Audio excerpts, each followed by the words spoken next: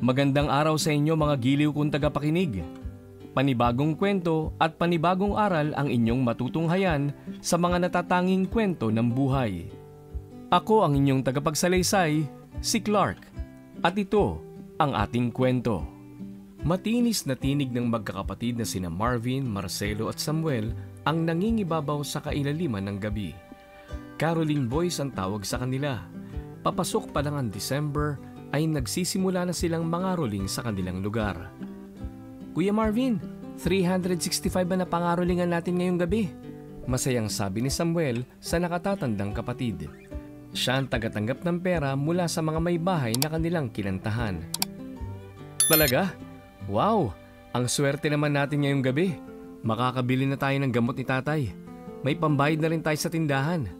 Wika ni Marcelo habang inaayos ang kwerdas ng gitara na naputol sa gitna ng kanilang pagkanta. Mabuti naman at jackpot tayo ngayong gabi. Tara, uwi na tayo. Tiyak nag-aalala na sa atin si tatay. Yaya ni Marvin sa mga kapatid. Bilang panganay, responsibilidad niyang alagaan at ingatan ng mga nakababatang kapatid. Bakanta-kanta pa sila habang inaalalayan ng isa't isa patawid sa kabilang kalsada kung saan sila sumasakay ng jeep pauwi. Ilang sandali pa'y binabaybay na nila ang iskinita papunta sa kanilang munting tahanan. Sabik na kumatok sa pinto si Marcelo. Hindi naman nagtagal, bumungad sa kanila ang nag-aalalang mukha ng ama. Mano po tay? Sambit ni Marvin habang inaabot ang kamay ng ama upang magmano. Ganon din ang ginawa ng dalawang kapatid. Kaawaan kayo ng Diyos mga anak. Ginabi na naman kayo. Pinag-aalala niyo ako. Kumain na ba kayo? Tanong ni Mang Francis sa mga anak. Nang makapasok ang magkakapatid sa loob, inatake ng ubo ang kanilang ama. Kaagad nilang inasikaso ang ama. Pinaupo at hinaplos ang dibdib. Mabilis namang kumuha ng inumin si Marcelo. Sabi ko naman po sa inyo, huwag na kayong kumilos dito sa bahay. Masama po sa inyong mapagod. Nag-alalang sermon ni Marvin sa ama habang patuloy na hinahagod ang likod nito. Nako, mas magkakasakit ako kapag walang ginagawa. Hayaan niyo na ako. Kahit man lang kaunti at makagaan ako sa inyo. Hindi ko na kayo nabigyan ng magandang buhay. Inako niyo pa ang responsibilidad na dapat sa akin. Siguro galit sa akin ang inyong namayapang ina. Malungkot na wika ni Mang Francis matapos kumalma ng bahagya. Okay lang po yun sa amin, tatay. Alam naman namin na hindi mo kami pinababayaan. Nagkataon lang na may sakit kayo. Sapat na po sa amin na makita kayong masaya at ligtas sa araw-araw. Mahal na mahal namin kayo, tatay. Turan ni Marcelo. Sabay-sabay niyakap na magkakapatid si Mang Francis.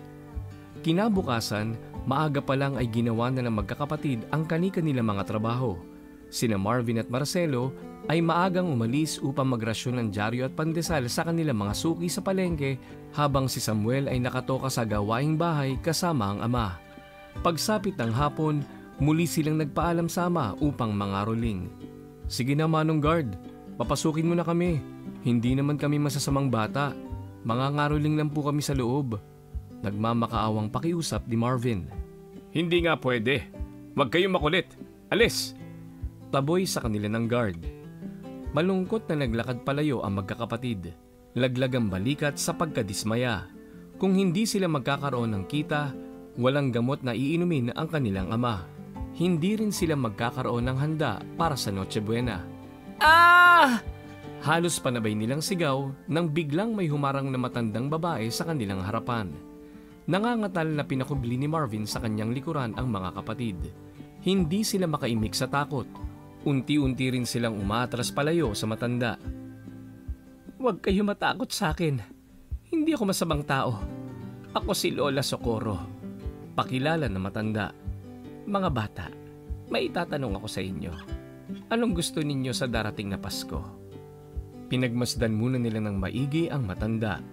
Nang ngumiti ito, noon pa lang sila nakahinga ng maluwag. Kayo po ba si Fairy Godmother, Lola? Singit ni Samuel. Parang ganun na nga mga apo ko. Masayang turan ni Lola Socorro. Ako ang tutupad sa mga hiling ninyo. Kapwa nagkatinginan ng magkakapatid. Aninag ang kakaibang kislap sa kanilang mga mata. Kailanman ay hindi pa sila nakatanggap ng regalo. Mukhang mabait naman siya, bulong ni Marcelo. Totoo ka man o hindi, isa lang ang wish ko. Ang yumaman kami, hindi na namin kailangan mangaroling para magkapera. May pagagamot na namin ang aming tatay at mabibilhan ko na rin siya ng regalo sa kanyang birthday. Ani Samuel. Gitara! Gusto ko magkaroon ng bagong gitara. Pangarap ko kasi maging isang singer, sabi ni Marcelo. Nilingon ni Lola Socorro si Marvin na tahimik na nakikinig. Ikaw, apo, wala ka bang gusto ngayong Pasko? Isa lang po ang hinihiling ko sa kanya, ang gumaling ang aming tatay. Sapat na po sa akin yon para sumaya ako ngayong Pasko. Malungkot na turan ni Marvin. Nakakainggit naman ang inyong tatay. Mahal na mahal niyo siya. Oo naman po. Mahal na mahal namin si tatay. Siya lang ang meron kami. Kaya gagawin namin ang lahat upang mapasaya siya. Ilang sandali pa ay niyaya ni Lola Socorro ang tatlo na umuwi. Binilhan din niya mga ito ng pagkain at inihatid sa kanilang lugar. Masayang masaya naman ang magkakapatid habang pinagsalu-saluhan ang pagkaing dala. Hindi rin nila nakalimutang ikwento sa kanilang tatay si Lola Socorro.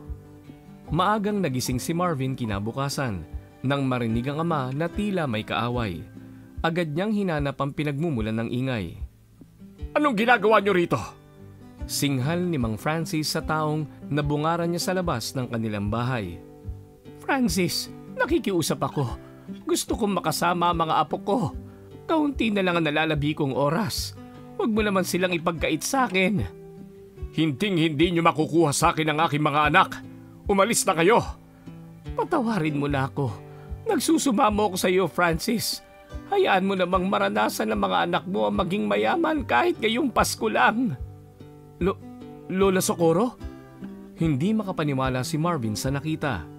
Kinusot-kusot pa niya ang mata upang makasigurong hindi siya nananaginip. Kilala mo siya? Usisa ni Mang Francis kay Marvin. Opo, tatay. Siya po nagbigay ng pagkain sa amin kagabi. Matalim ang mga titig na ipinukol ni Mang Francis kay Lola Socorro. At talagang sinubukan mong lumapit sa mga anak ko? Bakas ang galit sa boses ni Mang Francis. Hinila niya si Marvin papasok sa loob, saka pabalyang isinara ang pinto. Manghang tinitigan ni Marvin ang kanyang tatay.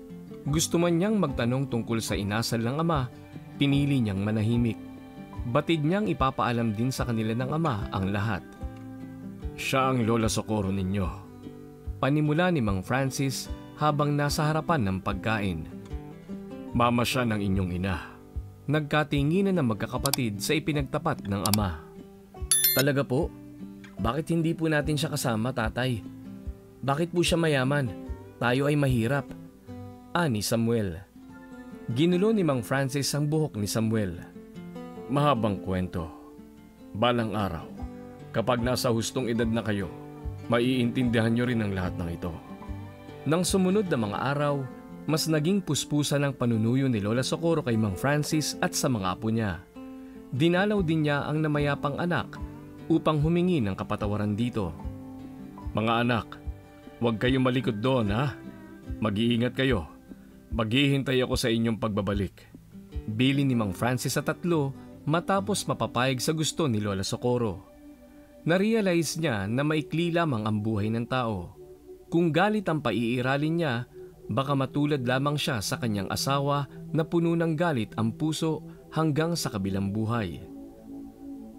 Tatay, sumama na lang kaya kayo sa amin? Yaya ni Samuel sa ama. Oo nga, tay. Payag naman po si Lola na isama ka namin. Ani Marcelo. Nag-aalala po ako. Wala kayong kasama dito sa bahay. Malungkot na wika ni Marvin. Niyakap ni Francis sa mga anak. Kayo na lang mga anak. Hayaan nyo namang masolo kayo ng lola ninyo. Bigyan nyo rin siya ng pagkakataon na makabawi sa inyo. Huwag kayong mag-alala sa akin. Okay lang ako. Sige na, naghihintay na ang lola ninyo. Ilang sandali pa, lumapit sa magkakapatid ang driver ni Lola Socorro. Kinuha sa kanila ang bag at iginiya papuntang sasakyan. Kumaway pa si Samuel sa kanyang tatay habang lulan ng sasakyan palayo sa kanilang lugar. Hindi naman napigilan ni Mang Francis ang maluha habang tinatanaw ang papalayong sasakyan. Ilang sandali pa'y bumungad sa magkakapatid ang malaking bahay ni Lola Socorro. Excited silang pumasok sa loob. "Wow! Kuya! Ang laki-laki naman ng Christmas tree ni Lola at ang daming regalo!" Bulalas ni Samuel sabay lapit sa mga regalong nakalagay sa ilalim ng Christmas tree. "Samuel, anong bilin sa atin ni Tatay?" Paalala niya sa mga kapatid. "Huwag malikot, maging mabait." Panabay na sagot ng dalawa. Nakangiting lumapit si Lola Socorro sa mga apo. "Mga apo, simula sa araw na ito, gusto kong ituring ninyong inyo ang bahay na ito, maging ang lahat ng nakikita nyo rito sa loob. Kung anong gusto ninyo, huwag kayong mahihiyang magsabi sa akin." Maya-maya pa'y may katulong na lumapit sa kanila at sinabing handa na ang hapagkainan. Iginiya sila ni Lola Socorro sa dining area matapos umalis ng katulong. Pagsapit ng gabi, tuwang-tuwa ang tatlo habang pababa ng hagdan. Nais kasi nilang mangaroling sa loob ng subdivision at napagpasyahan nilang magpaalam sa kanilang lola. "Hindi pwede ang binabalak nyo. Nakakahiya sa ating mga kapitbahay at saka hindi nyo na kailangan pang gawin yan." "Pasensya na po, Lola." "Sige na, magpahinga na kayo at maaga tayong aalis bukas. Mamimili tayo ng mga gamit nyo." Malungkot na bumalik ang tatlo sa kanilang silid. Hindi rin sila makatulog ng maayos hanggang matagpuan nila mga sariling magkakatabi sa iisang higaan. Kinabukasan, nagising sila sa kalampag ng kung sino. Pikit mata pa silang bumangon. Nangingitim ang paligid ng kanilang mga mata, patunay na hindi sila nakatulog ng maayos. Habang nandito kayo sa bahay ni Doña Socorro, kinakailangan niyong sumunod sa mga patakaran. Sambit ng katulong na may hawak na maliit na kampana. Iniabot sa kanila ang mga listahan na dapat gawin mula umaga hanggang gabi. Pagkaalis ng katulong, agad binasa ni Marvin ang nilalaman ng papel na inabot sa kanya. Una, 6:00 ng umaga ang gising. Ikalawa, bawal gumawa ng ingay habang pababa ng hagdanan. Ikatlo, bawal mag-usap habang kumakain. Ikaapat, bawal maglaro sa loob ng "Kuya, ayoko na rito." Putol ni Samuel sa binabasa ni Marvin. "Ha? Kararating lang natin. Malay nyo, magbago ito mga bawal dahil sa atin. Tsaka mukhang mabait naman si Lola Socorro." Napapayag ni Marvin ang mga kapatid na sundin ang gusto ni Lola Socorro. Pero hindi nagtagal, naging malungkutin ang magkakapatid. "Kuya, ayoko na maging mayaman. Maraming bawal. Kanina gusto ko maglaro sa labas pero hindi ako pinayagan ng katulong. Baka raw masira ako ang mga halaman ni Lola." Sumbong ni Samuel. "Ako rin, kuya. Pinagalitan ako kanina. Bawal daw maggitara. Maingay daw ako." Ani Marcelo. "Bumalik na tayo kay tatay. Miss ko na si tatay." Tuluyang napaiyak si Samuel. "Kahit hindi tayo mayaman, okay lang, kuya. Basta bumalik lang tayo kay tatay." "Ako rin. Hayaan nyo. Magpapaalam tayo kay Lola." Alon ni Marvin. Nagkayakapan silang magkakapatid. Isang linggo ang pinalipas ng magkakapatid bago nagpaalam kay Lola Socorro. "Mukhang hindi ko na mababawi ang inyong desisyon. Bukas din, ipahahatid ko kayo sa inyong ama." "Wow! Talaga po? Salamat, Lola." Pahayag ni Marvin. "Salamat din mga apo at pinagbigyan niyo kong makasama kayo kahit sa huling sandali ng aking buhay." Walang pagsidlan ng tuwa si Mang Francis nang makumpleto niya ang mga paboritong pagkain ng mga bata. Ilang araw niyang pinagpaguran ang perang ginamit sa pagbili ng mga pagkain. "Mga anak, bangon na kayo! Noche buena na!" Sigaw ni Mang Francis sa magkakapatid. "Tatay!" Sabay-sabay na sigaw ng tatlo habang patakbong nilapitan ng ama. Mahigpit na yakap ang ginawa nila. Aray, sandali. Hindi ako makahinga. Kumakayakap kayo parang 1 buwan tayong hindi nagkita." Reklamo ni Mang Francis. "Ho? Halos isang buwan nga ho kaming nawala, Tay. Ayaw na namin dun. Mas gusto namin dito sa inyo. Pahayag ni Marvin na ikinakunot ng noo ni Mang Francis. Ano bang pinanood nyo sa kapitbahay at mukhang namaligno kayo? Umuwi lang kayo kagabi na walang kita. Nagkaganyan na kayo.